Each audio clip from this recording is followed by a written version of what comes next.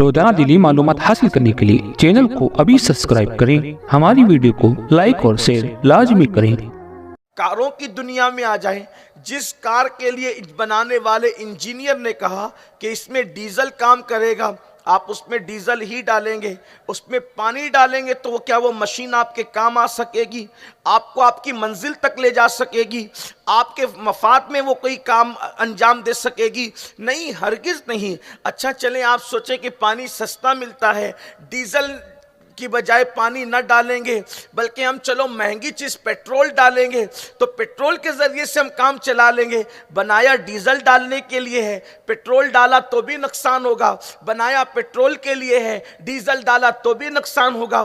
بولو یہ ہے کہ نہیں ہے؟ یعنی مشینوں کو بنانے والے انجینئر کی مرضی کے مطابق اگر آپ نے استعمال کیا تو آپ اس کو برسوں کی بجائے کئی برس تک استعمال کر سکیں گے، چند سالوں کی بجائے طویل عرصے تک استعمال کر سکیں گے، اس لیے کہ بنانے والا جانتا ہے اس میں کیا چیز مفید ہوگی، کیا چیز مضر ہوگی۔ بلا تمثیل اللہ تبارک و تعالی نے حضرت انسان کو پیدا کیا تو اس کی زندگی کے لیے بھی گویا کہ اس کے جسم میں ایک مشین رکھا ہے جس سے وہ سانس لیتا ہے، ایک مشین رکھا ہے جس کی بنیاد پر چلنے پھرنے کی طاقت پیدا ہوتی ہے، قوت پیدا ہوتی ہے۔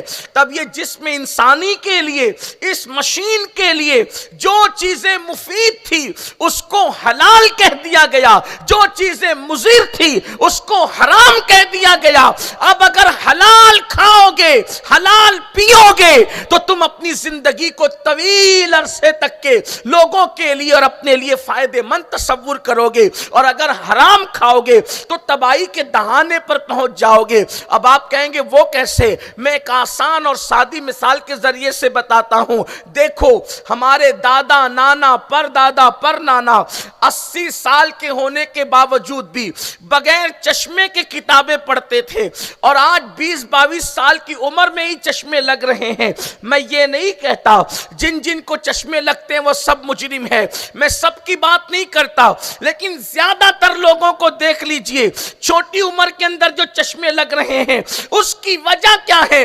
وہ دیکھا لوگوں نے جس چیز کو دیکھنے سے اللہ نے منع فرمایا تھا، اسی لیے نگاہیں کمزور ہو رہی ہے۔ اسی طریقے سے آپ دیکھ لیں 70-80 سال کی عمر میں آپ دیکھتے ہیں آج سے 50 سال پہلے مسلمانوں کی مسجد میں کرسی دکھتی تھی تو بتاؤ، آج سے 50 سال پہلے مسلمانوں کی مسجدوں کے اندر کرسیاں ہوتی تھی تو بتاؤ، کوئی کرسی کا تصور نہیں تھا۔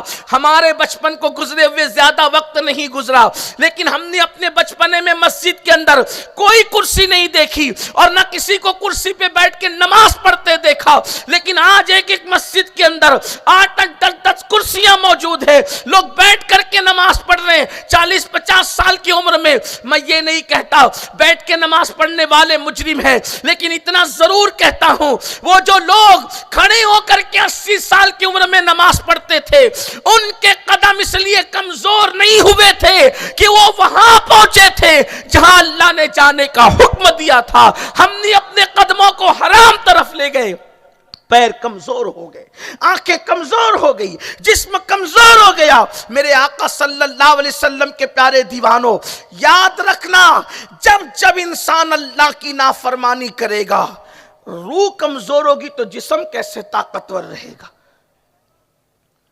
صحابہ کرام نے 80 سال کی عمر میں جنگ کیا، آج تو 80 سال کی عمر میں انسان چلنے کے قابل نہیں رہتا۔ حضرت سلمان فارسی 200 سال کی اوپر کی عمر میں جنگ کر رہے ہیں، طاقت کہاں سے، قوت کہاں سے آئی؟ تو یاد رکھو یہ جسم بہت اہمیت رکھتا ہے حلال و حرام کے اعتبار سے۔ پیٹ میں جو جائے گا اس کا اثر نظر آئے گا۔ آپ کچی پیاز کھا لیں اس کا اثر ظاہر ہوگا، آپ کے پسینے سے ظاہر ہوگا، آپ کے منہ سے ظاہر ہوگا۔ میرے آقا علیہ الصلوۃ والتسلیم کے پیارے دیوانوں، جب غذا کی خوشبو اور بدبو پر پسینے کی خوشبو اور بدبو کا انحصار ہے، جب غذا کے اچھے اور برے ہونے پر انسان کے پیٹ کے اچھے اور برے ہونے کا انحصار ہے، تو پھر انسان یہ کیوں تصور نہیں کرتا کہ ہمیں اللہ کے قانون کی پابندی کے ساتھ زندگی گزارنا ہے اور ان چیزوں کو چھوڑ دینا ہے جن چیزوں کو چھوڑنے کا اللہ نے حکم دیا اور ان کاموں کو کرنا ہے جن کے کرنے کا اللہ نے ہمیں حکم دیا.